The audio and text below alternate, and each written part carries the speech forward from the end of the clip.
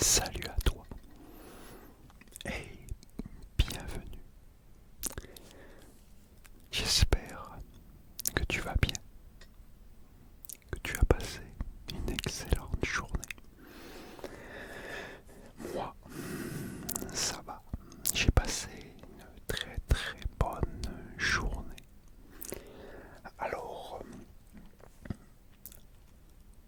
aujourd'hui, la suite de Je te parle de moi à cœur ouvert. Deuxième partie. Alors, si tu n'as pas vu la première partie, je te conseille de regarder la première partie. Sinon, tu risques d'être un peu perdu. Mais oui, il m'a fallu du temps pour faire celle-là. J'ai mis plusieurs mois entre la première et celle-là, parce que c'est pas évident de, de se livrer. Regarde la première vidéo, si tu l'as pas vue, tu comprendras. Et pour ceux qui l'ont déjà vu la première, bah vous savez. Alors, j'ai décidé de faire un peu différemment que la première fois. Je vais en raconter plus pour que tu comprennes mieux, mais je vais la faire sous forme de jeu, si on veut. Quand je dis sous forme de jeu, c'est-à-dire, on va dire que, imagine que, en fait, tu vas être à ma place, que tu sois un mec ou une gonzesse, une meuf, une fille, une femme, peu importe, un gars, un homme, tu vas être à ma place. Donc, si tu es prêt, on commence. Alors, ne t'inquiète pas si par moment il y a des blancs ou des petites coupures, parce que c'est difficile. Et il faut que... Bon, c'est difficile à raconter. Imagine, tu as 8 ans. Tu as 8 ans, tu es au foyer avec tes deux petits frères. Ta mère a réussi à vous récupérer, toi et tes deux frères. Elle a réussi à arranger tous ses problèmes. Elle a divorcé de ton père qui était un alcoolique et quelqu'un de violent. Elle a trouvé quelqu'un d'autre qui l'a beaucoup aidé. C'est pour ça qu'elle peut te récupérer, toi et tes frères, puisqu'elle a un endroit stable pour ses enfants. Donc elle te récupère et tu vas découvrir ta nouvelle maison avec tes frères. Tu vas être enfin réuni avec tes frères.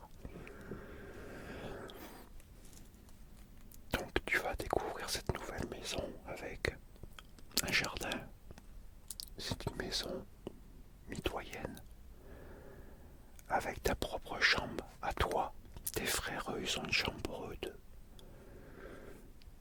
Une pelouse avec une balançoire. T'as jamais connu ça jusqu'à maintenant. Après, t'es encore très jeune, t'as que 8 ans. Mais bon, tu vas pouvoir un peu oublier tout ce qui s'est déjà passé. Parce que toi, tu as 8 ans et tu te souviens déjà de tout ce que tu as vécu. C'est traumatisant pour un enfant.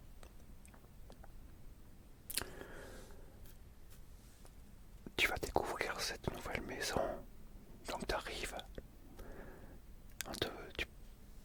tu visites ta nouvelle maison, on te présente ton nouveau papa. Oh mon beau-père, ton beau-père, excuse-moi, on a dit que c'était toi qui étais à ma place. Tu découvres ton beau-père.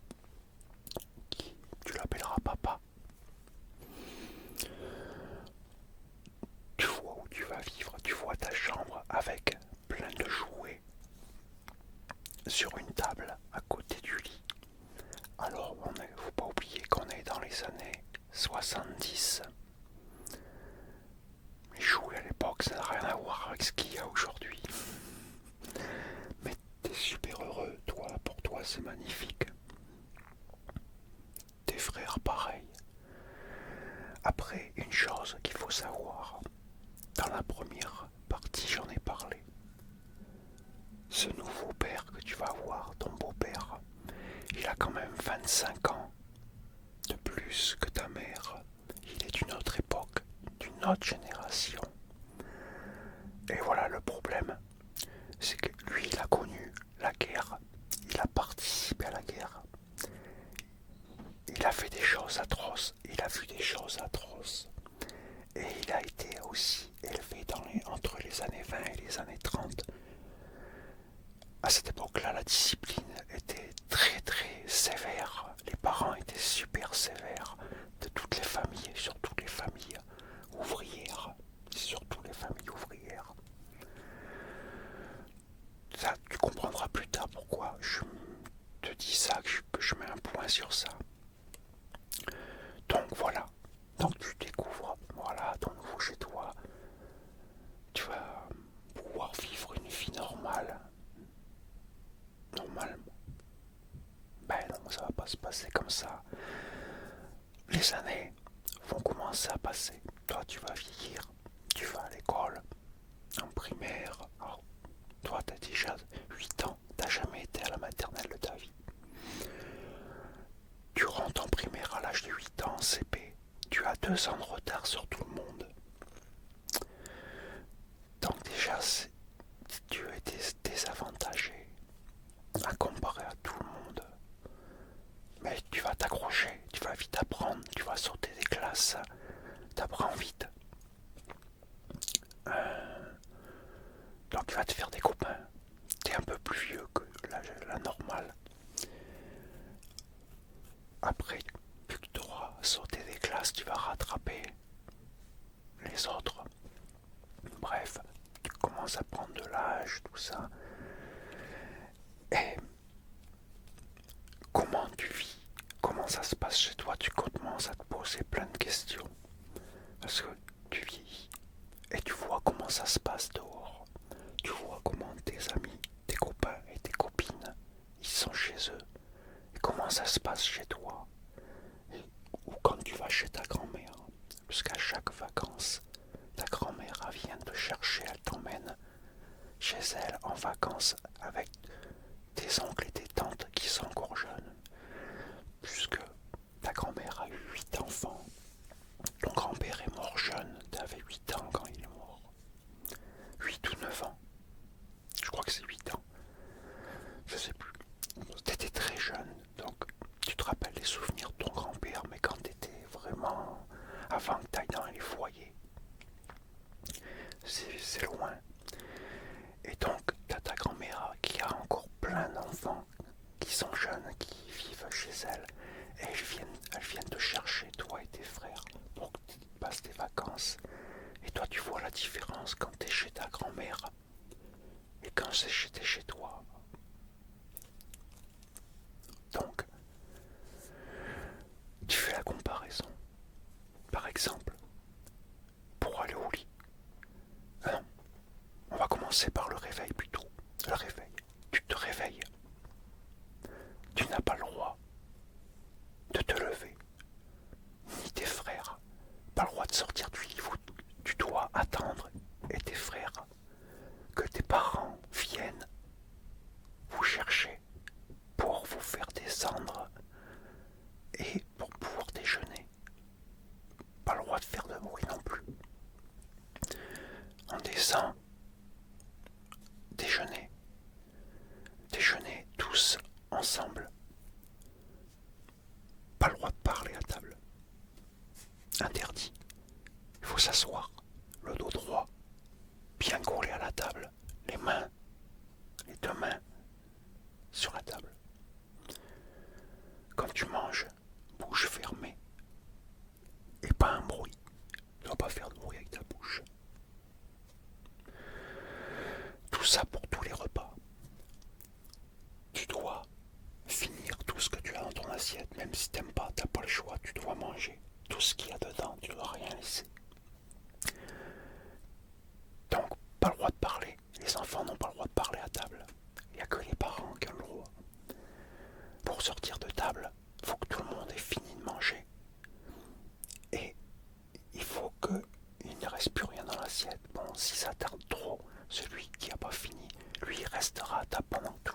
doivent se lever. Quand tes parents t'auront dit que tu peux te lever,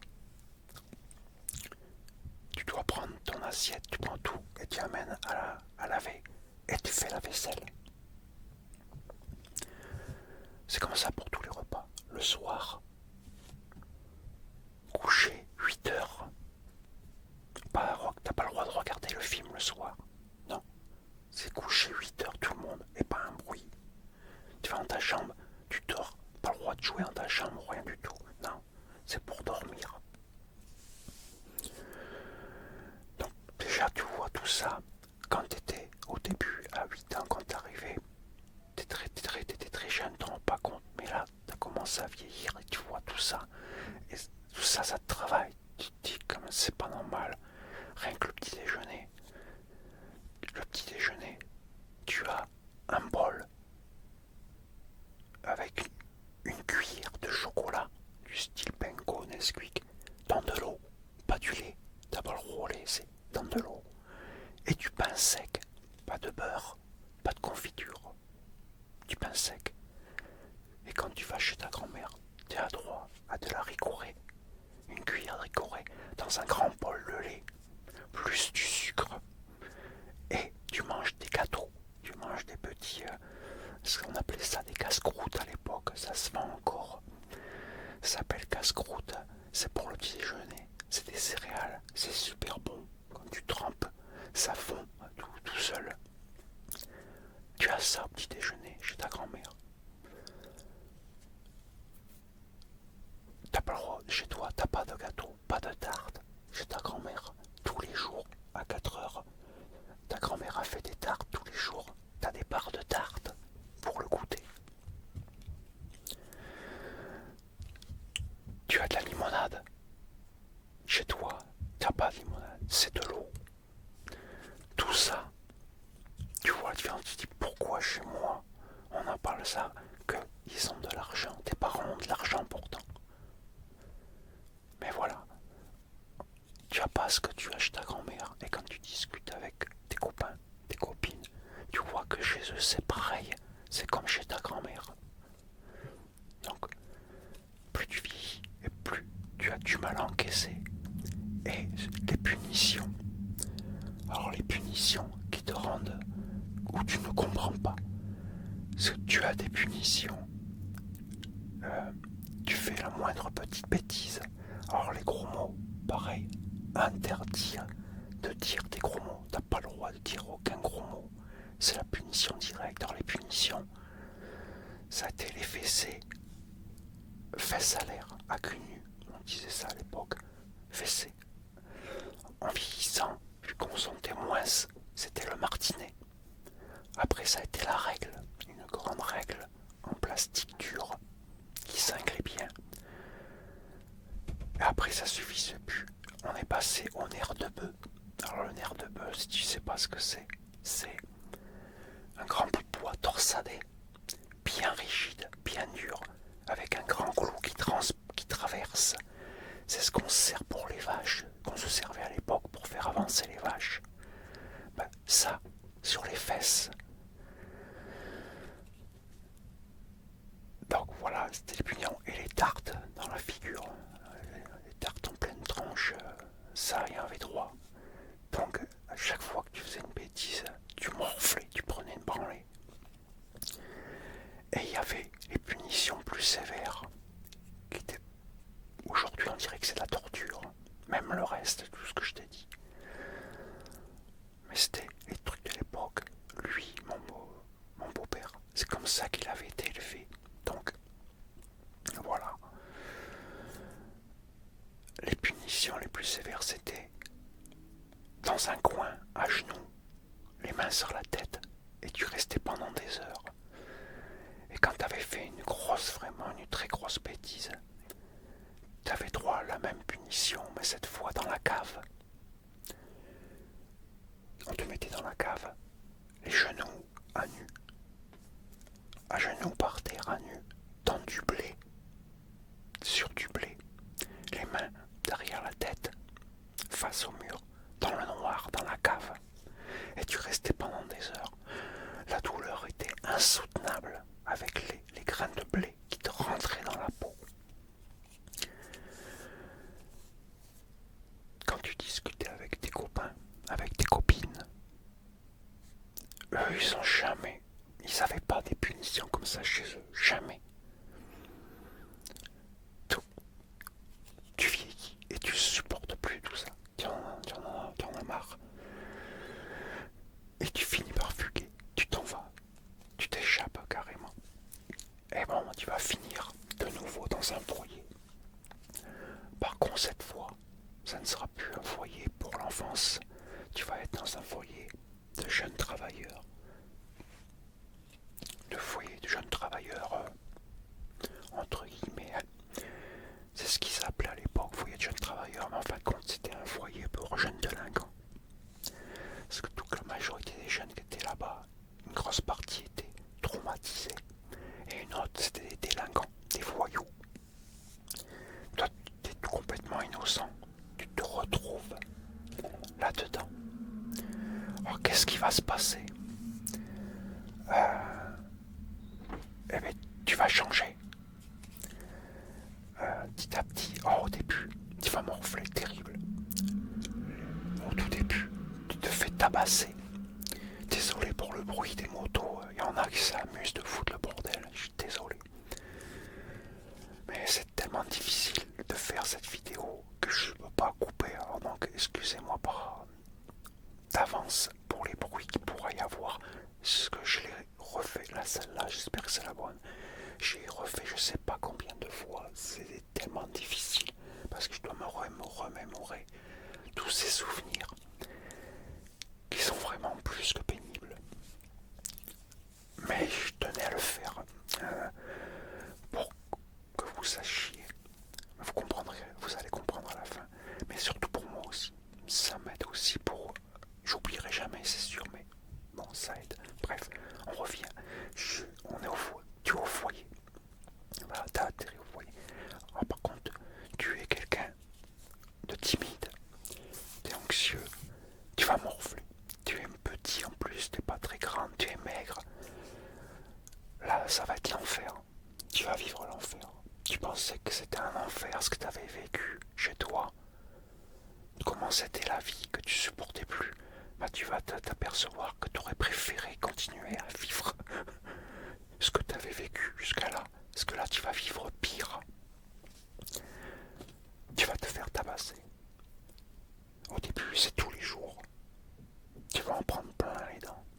Malgré que tu avais fait des sports de combat à l'école, en primaire, que tu avais appris à faire de la lutte libre et de la lutte gréco-romaine. Mais t'es très jeune et t'es petit, t'es maigre, t'as pas beaucoup de force.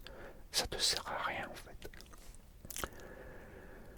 Tu vas morfler, on va te piquer tes affaires, t'auras rien à dire. Donc toi tu te mets à la boxe parce que tu as un oncle qui a été boxeur professionnel dans les poids lourds et ses deux fils sont boxeurs aussi. Donc tu rejoins la famille, toi aussi tu deviens boxeur, boxe anglaise. Donc tu boxes, tu es dans le même club que tes deux cousins. Donc tu te mets à la boxe anglaise pour pouvoir te défendre. Bon, tu vas pas te défendre au début. Par contre, tu vas apprendre à encaisser les coups. Parce qu'à la boxe, quand tu vas faire des combats, tu vas en prendre, tu vas encaisser. Ça continuera. Au foyer, continueront à te tabasser. Tu vas encore en prendre plein les dents. Ça va durer, ça sera interminable. On va t'humilier. Tu vas te faire humilier. Souvent, très souvent. Tu te mets aussi à faire d'autres sports de combat pour savoir plus. En tout, jusqu'à l'âge de 17 ans, tu auras fait du karaté, du kung-fu, de l'aïkido, du self-défense, plus la boxe anglaise que tu continues à faire. Et tu auras bien sûr, plus jeune, appris à la lutte libre et la lutte gréco-romaine. Tout ça va t'être utile avec les années. Mais voilà, tu continues à morfler. On repart en arrière. Tu morfles. Bon, t'oses pas te défendre. Pourtant tu pourrais parce que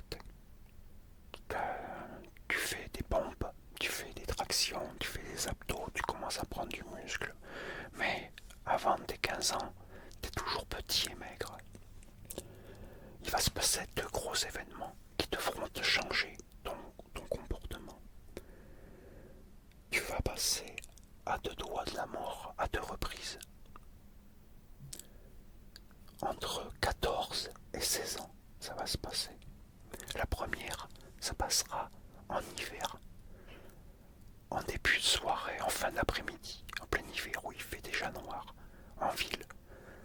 Tu vas te faire agresser par 2 personnes, par 2 voyous qui vont vouloir te voler ton blouson. Tu avais un perfecto, ils voulaient te voler ton blouson. Tu vas refuser. Tu tiens ce blouson, tu vas refuser. Un des deux va sortir un grand arrêt et va essayer de te planter. Toi, tu vas esquiver. Et tu vas te barrer en courant. Tu vas rentrer vite au foyer. Tu sais qui t'a touché. T'as mal au ventre, mais pas avec l'adrénaline, tu sens pas trop, tu cours comme un dératé. Tu rentres vite au foyer, tu vas dans ta chambre. Là, tu enlèves tous tes habits. Et tu t'aperçois que tu pisses le sang. Ah oui, il t'a bien touché. Mais t'as eu de la chance. T'as eu de la chance parce que tu vas pas mourir. Certes, il a transpercé en fait la peau et il a touché un peu tes muscles abdominaux. Mais c'est tout. Donc ça ira. Ce qui t'aura sauvé la vie en fait, c'est parce que tu auras eu le réflexe d'esquiver, mais surtout tous les habits que tu portais. Parce que t'es en plein hiver, t'habites en Picardie. Il pèle l'hiver là-bas. Donc tu avais un t-shirt, un sous-pull, un gros pull en laine, ton perfecto en cuir, avec un cuir qui est vachement épais. Je sais pas si tu connais le perfecto, mais c'est très épais comme cuir. Donc tu as ton perfecto en cuir. Et tu avais aussi ta veste en jean avec manches coupées par-dessus. Dans les années 80, c'est ce qu'on mettait. Et derrière, tu avais un patch d'Iron Maiden. Tu adorais ce groupe à l'époque. Donc tu avais un patch dans le dos avec des pins devant sur ta veste en jean, manches coupées. Donc tu avais tous ces habits. Malgré, donc ça faisait une épaisseur terrible, malgré toute cette épaisseur, et que tu as esquivé en partant vers l'arrière et en rentrant le ventre, il a réussi quand même à te toucher, à transpercer tout ça. Si tu n'avais pas eu le réflexe de bouger, tu serais peut-être resté sur le carreau, ou tu te serais vidé complètement de ton sang et tu aurais clapsé. Mais tu as eu de la chance. Certes, ça pissait beaucoup le sang au ventre, ça saigne beaucoup. Si on se coupe la peau au ventre, ça saigne énormément. Mais c'était pas... t'allais pas mourir. T'as pas voulu aller à l'hôpital. T'as préféré te soigner toi-même. Tu avais de la vaseline, comme tu avais fait de la boxe anglaise. T'as toujours un pot de vaseline dans ton sac, parce que à la boxe anglaise, on se blesse souvent. On s'ouvre plus souvent les arcades et les pommettes. Ça c'est à l'entraînement, ça c'est souvent, à l'époque surtout. Ils étaient moins regardants qu'aujourd'hui dans la boxe. Donc tu te sers de la vaseline, tu sais que c'est un cicatrisant et tu sais aussi que ça va stopper le sang, le saignement. Tu te nettoies, tu te mets de la vaseline, ça s'arrête de saigner, mais par contre tu as mal parce qu'en fin de compte le bout de la lame du grand arrêt a transpercé la peau, mais elle a touché le muscle, c'est ça, c'est le muscle qui te fait mal. Parce que ça rentre un petit peu dans le muscle abdominal, c'est ça que la douleur que tu ressens surtout. Mais ça passera. Le temps va passer, les jours, pas d'infection, ça va se refermer, bon, ça laissera une grosse trace, et même encore aujourd'hui, on la voit. On dirait que j'ai un deuxième nombril, et comme je me suis pas fait recoudre, ça fait une crevasse, comme si j'avais un trou. Et oui, j'ai pas été me faire recoudre, j'aurais dû avoir des points. Mais je laissé faire, ça s'est recousu, on va dire, pas recousu, mais bon, ça s'est refermé, voilà. Ça s'est refermé tout seul. Donc c'était la première. Tout ça va t'attiser de plus en plus la haine, la colère. Tu continues à t'entraîner, tu continues à faire des pompes.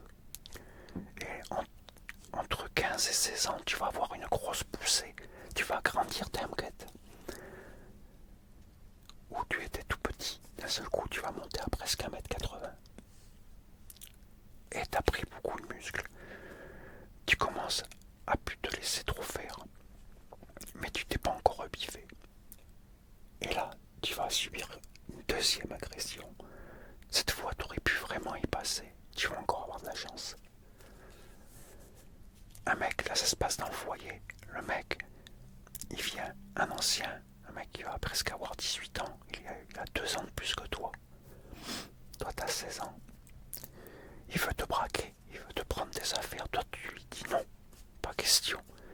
Il sort un flingue, un revolver. Alors, c'est un revolver, un pistolet d'alarme en acier. Dans les années 80, il y avait des pistolets d'alarme qui se vendaient en acier et qu'on pouvait trafiquer et on pouvait mettre des balles de 22 l'orif dedans. Donc il sort ça et moi je refuse quand même et il me vise la tête et il tire. La balle passe à 20 cm sur le côté et se loge dans le placard, transperce la tôle du placard. Et lui il se part en courant, mais il atteindra même pas le rez-de-chaussée, il se fera gauler par les éducateurs. J'ai eu de la chance parce que j'aurais pu l'avoir en pleine tête, je serais mort alors qu'il est. Je n'aurais pas vécu. C'est que ces revolvers trafiqués, le canon était assez gros quand on mettait. Alors déjà ils étaient pareillés, ils étaient tout lisses et ils étaient plus gros que l'ogive. Une ogive à doigt glissait dans le canon. Là, ça bougeait dedans. Donc le fait de tirer, quand tu tirais avec ce style d'arme trafiquée, en plus c'était en acier donc ça pouvait pas péter. L'ogive quand tu tirais, elle cognait dans le canon donc elle pouvait partir soit tout droit et atteindre sa cible où on te visait, mais elle pouvait aussi se dévier sur le côté, comme elle ricochait dedans, sur le côté ou l'autre côté, en haut ou en bas. Moi j'ai eu de la chance, c'est parti sur le côté, sur ce côté-là, à 20 cm. Hop, j'ai eu de la chance. Mais ça aurait pu très bien aller tout droit et je serais mort. Deuxième fois que j'ai réchappé, et là, j'ai eu comme un déclic. C'était trop, il y en avait marre.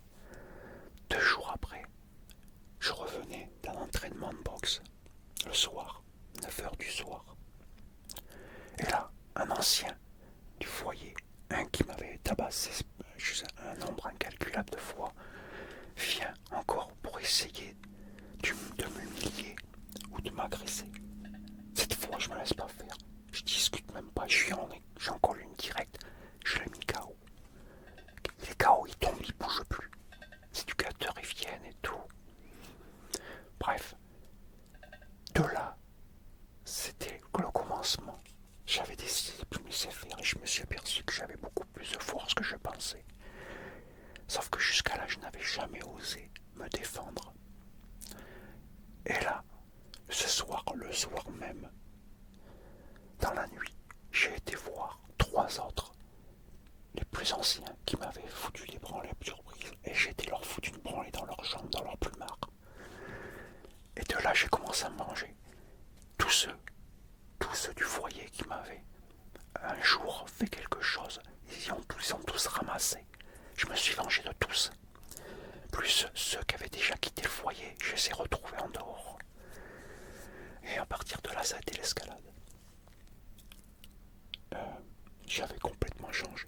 Je n'étais plus le petit garçon apeuré, ni insouciant. J'ai commencé à devenir complètement insensible, méchant. Et aucune pitié. Je n'avais aucune pitié. Et je commençais à me battre pour un oui ou pour un non, avec n'importe qui. Dehors, au foyer. Au foyer, je terrorisais tout le monde. Tout le monde commençait à avoir peur de moi. Bien sûr, le temps a passé. Tout ça s'est passé de l'âge de 16 ans à 17 ans et demi, où je n'ai pas arrêté de me battre. Je commençais à me faire une réputation en dehors du foyer.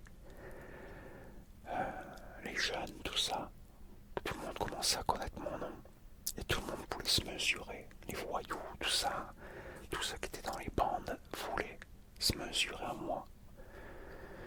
Ça commençait à mal se passer. Parce qu'un jour ou l'autre, c'était sûr que j'allais soit finir en tôle, soit mort. Mais je m'en rendais pas compte. J'étais tellement aveuglé par la haine, la colère, et là, plus personne ne pouvait m'embêter. C'est moi qui terrorisais les autres. Donc je m'en rendais pas compte. Ce qui va me faire changer en fait, c'est un coup de fil. Un coup de fil, c'est que j'ai reçu de ma mère 6 mois avant mon 18e anniversaire. Alors j'avais renoué avec ma mère déjà il y a plusieurs années en arrière. J'avais renoué avec ma mère, j'avais pardonné. Bon, j'étais au foyer. J'avais aussi pardonné à mon beau-père. Entre-temps, il est mort. J'avais 16 ans quand il est mort. Ou un petit peu plus de 16 ans. Mais bon, dans ces eaux-là, il est mort d'un cancer. Cancer du foie. Cause de l'alcool, bien sûr. Donc, ma mère, j'avais appris quelques mois avant qu'elle m'appelle qu'elle avait trouvé quelqu'un d'autre. Qu'elle s'était remis avec quelqu'un. Je ne le connaissais pas, je n'avais jamais vu. Et 6 mois avant mes 18 ans, elle m'appelle pour me dire qu'elle allait quitter la région, qu'elle allait aller dans le sud-ouest, dans les Pyrénées-Atlantiques, au Pays Basque, avec mes 2 frères, et puis ce nouveau mec qu'elle a. Et ça a dû me faire un déclic, parce que je me suis dit, là, ils vont partir. Et je pense que j'ai cogité, et je me suis dit, non, il faut que moi aussi je parte. Et il faut que je change d'environnement. Et que je devienne quelqu'un d'autre, sinon je vais mal finir. Et donc j'ai commencé à aller la voir. Je l'ai vu 3-4 fois pour que lui me connaisse. Et puis j'ai bataillé avec ma mère pour voir si je pouvais partir avec lui. Mais bon, lui apparemment il voulait pas ce qui est. D'après lui, pour lui, il ne savait pas que j'existais. Apparemment j'existais même pas. Pour lui, elle avait que 2 enfants, c'était mes 2 frères. Moi, j'étais pas là. Elle n'avait pas parlé de moi apparemment. Et donc, à force de batailler avant qu'il parte, ma mère a réussi à le convaincre et il lui a dit bon, qu'il vienne en vacances pour l'été, juillet, août. Bon, donc là j'ai commencé à me mettre des trucs en tête. Je me dis bon, je vais me tenir à carreau, je vais arrêter les bagarres, je commence à me calmer parce que sinon c'est là que j'ai pris conscience que je risquais d'un jour de me faire tuer ou de finir en prison, parce que moi-même je me reconnaissais pas. En fait, sans m'en rendre compte, j'étais devenu ce que je détestais le plus au monde. Ouais. Dans un environnement de violence, je suis devenu quelqu'un de monstrueux. Je me reconnaissais même pas en fait. Je savais même plus qui j'étais. Tout ce que je savais, il fallait que je change, que je devienne quelqu'un d'autre. Alors je ne saurais jamais qu'est-ce que j'aurais dû devenir normalement. Mais bon, j'étais devenu ça et je me suis forgé une nouvelle personnalité. Donc je me suis tenu à carreau. L'été est arrivé. Je suis parti en train. Première fois que je prenais le train tout seul. J'étais jusque au Pays Basque, où il vivait maintenant, dans un petit village qui se nomme la Basse-Clérance. Et voilà, c'était génial. J'ai commencé à faire sa connaissance à lui. Je la trouvais sympa, il avait l'air bien. Et là j'ai commencé à faire connaissance avec tous les jeunes du village, les adultes au moins, les adultes au Pays Basque. Dès que tu es étranger, à l'époque surtout, t'étais vu d'un mauvais œil, ils n'aimaient pas les étrangers. Tu venais d'une autre région, t'étais un étranger pour eux, ils t'aimaient pas. Donc, je commence à me faire des amis, des copines, des copains. Quand t'es jeune, c'est facile, on se fait vite des amis.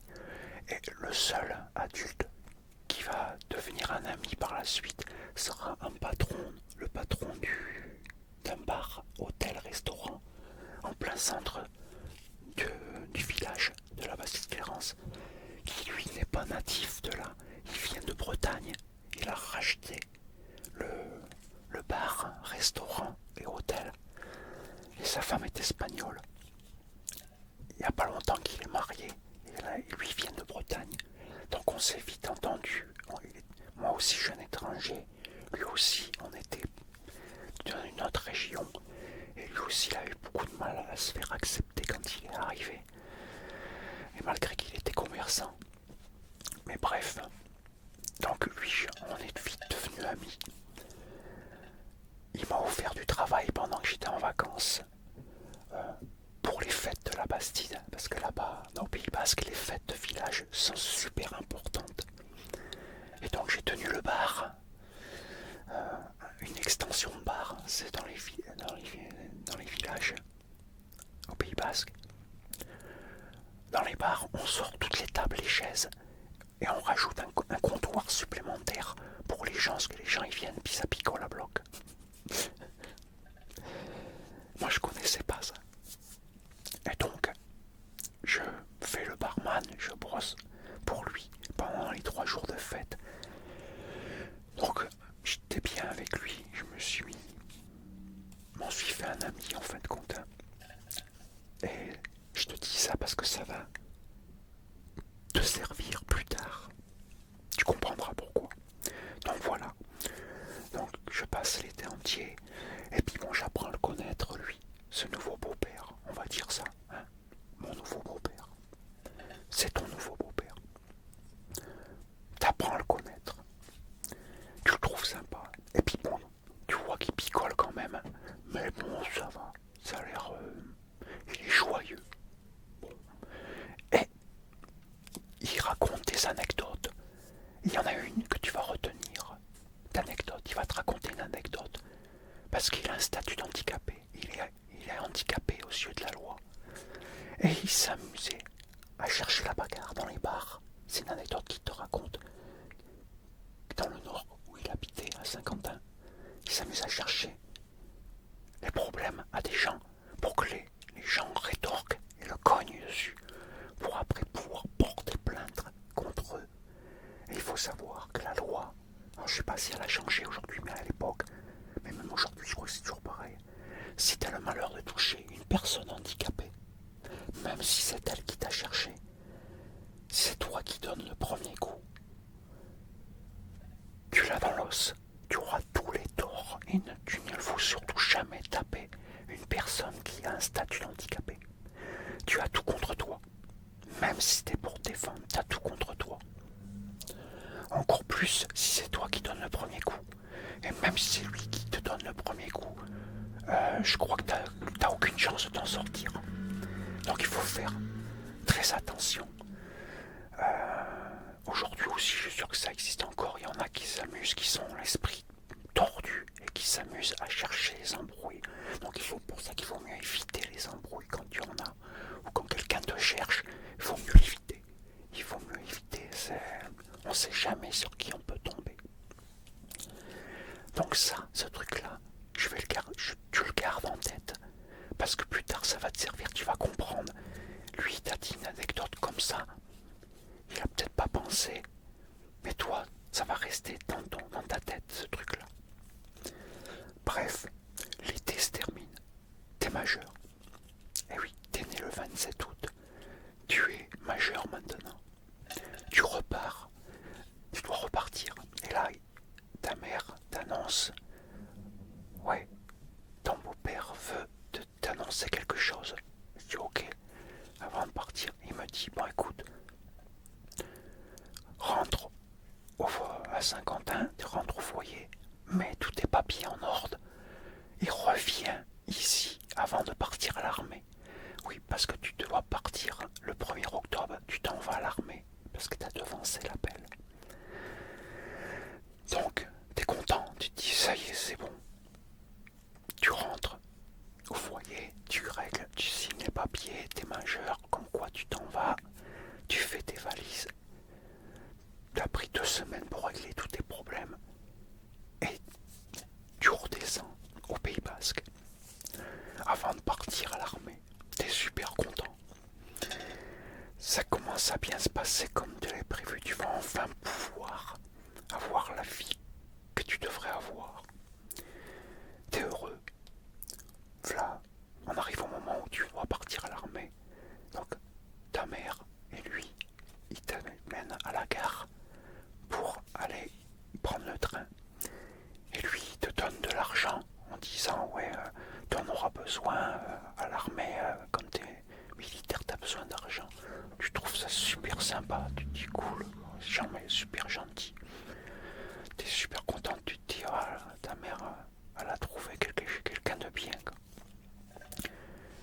Bon, c'est cool, tu t'en vas à l'armée. Bon, par contre, voilà, tu vas faire ton service militaire à Suippes, dans la Marne, à côté de Chalon-sur-Marne et Mormelon. Eh oui, parce que t'habites à Saint-Quentin quand t'as fait ta demande, quand t'as lancé l'appel. Donc t'es obligé d'aller là-bas. T'as pas le choix. Donc en fait, pendant tout ton service militaire, tu ne pourras descendre que 4 fois au Pays Basque. Quand tu auras des permissions de 4 jours. Le reste du temps, quand tu auras des permissions, tu resteras à la caserne, tout seul.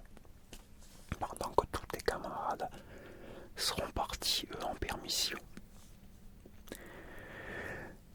Et là, les choses vont pas se passer comme prévu. Parce que tu avais devancé l'appel pour aller à l'armée, pour t'engager. C'était ça le but. Parce que tu n'as aucun diplôme. Tu as arrêté l'école très très jeune. Tu as rien. Donc tu devais t'engager, faire une carrière militaire. Mais là, il va se passer quelque chose. C'est que tu vas tomber sur un sergent-chef.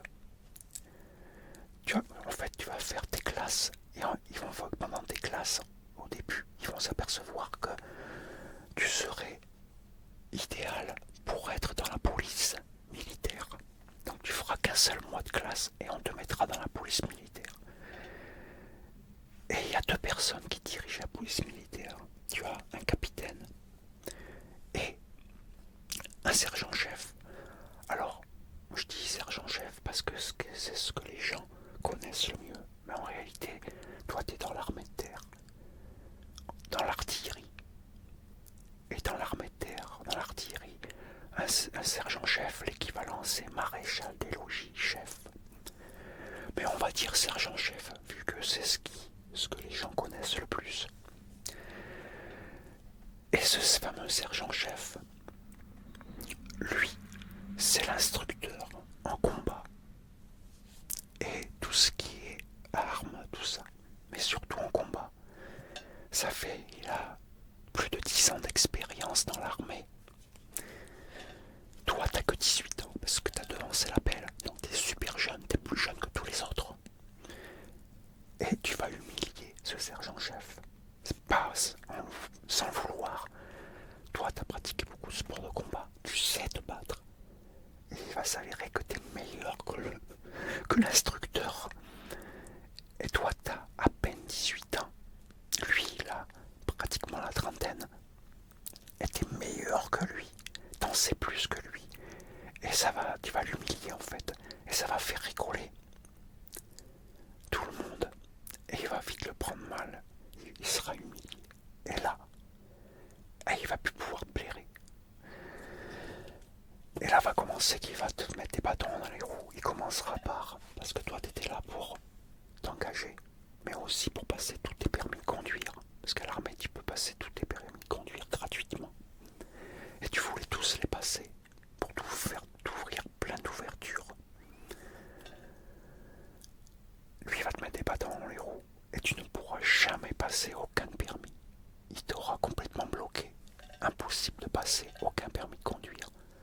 Tu vas les avoir comme ça. T'as encore la rage en toi. Elle n'est pas complètement partie. Hein. Ça part pas du jour au lendemain. Et là, tu vas devoir le venger. Et tu sais que tu peux pas le taper dessus. Tu peux pas non plus l'insulter. Mais tu peux essayer de l'humilier plus et la ramener. Et c'est ce que je vais. C'est ce que tu vas faire. C'est ce que tu vas faire. Mais lui, ça va pas lui plaire. Et même le rabaisser, t'as pas le droit. Dans l'armée, il y a la discipline, c'est strict. Et ça va remonter au chef de corps, au colonel.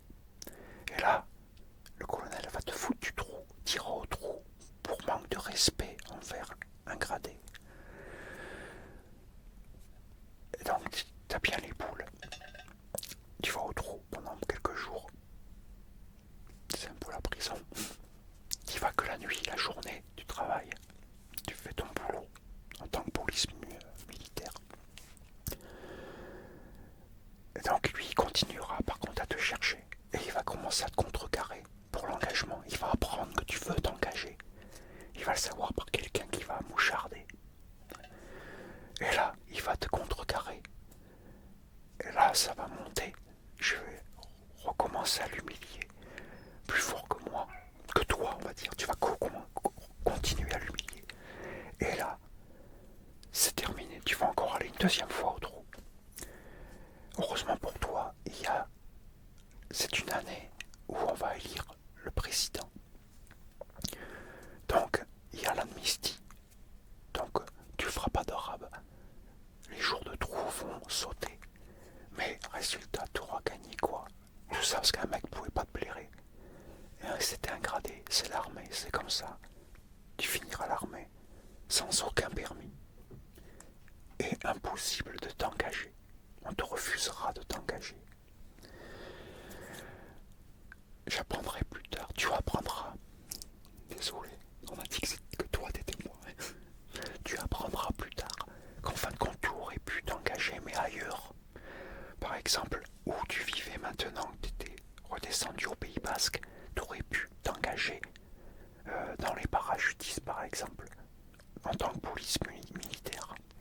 Mais ça, personne ne te l'a dit. Tu ne le sauras pas, quand tu vas le savoir, il sera trop tard. Tu auras dépassé l'âge requis à l'époque. Il fallait avoir 25 ans, pas encore fait.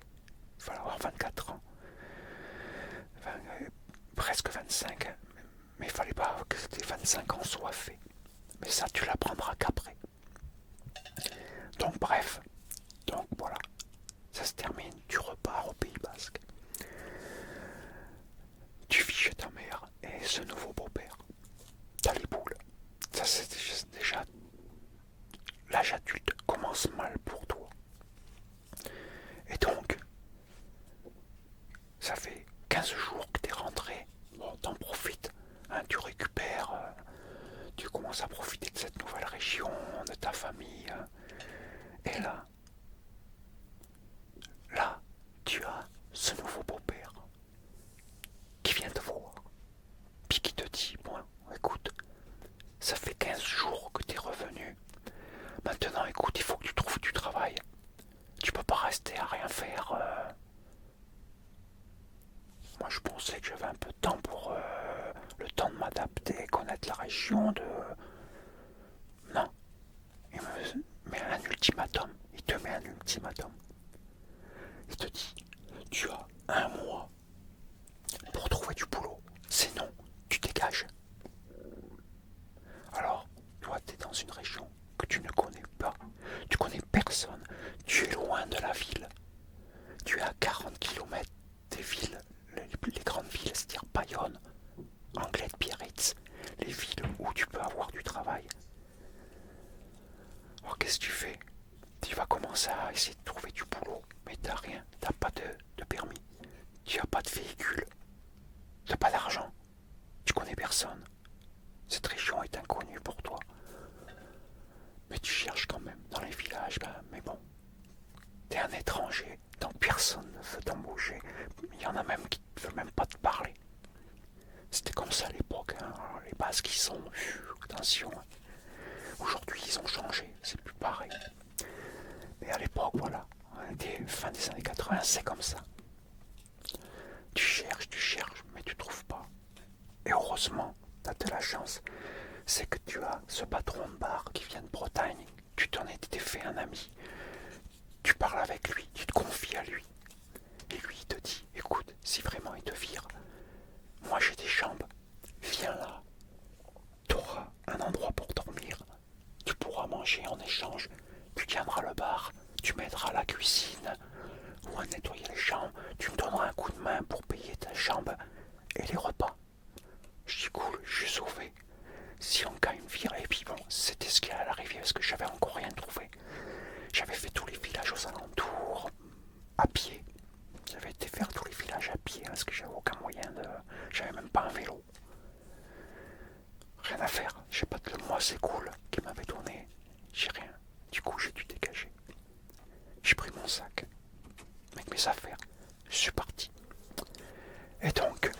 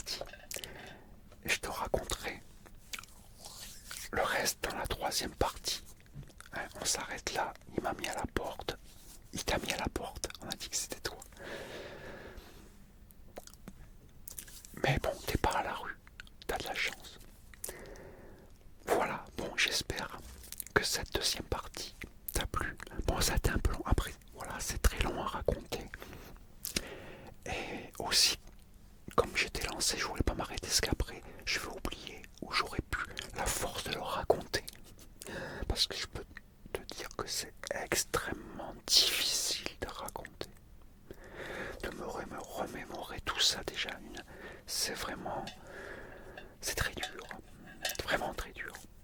Mais tu comprendras mieux après.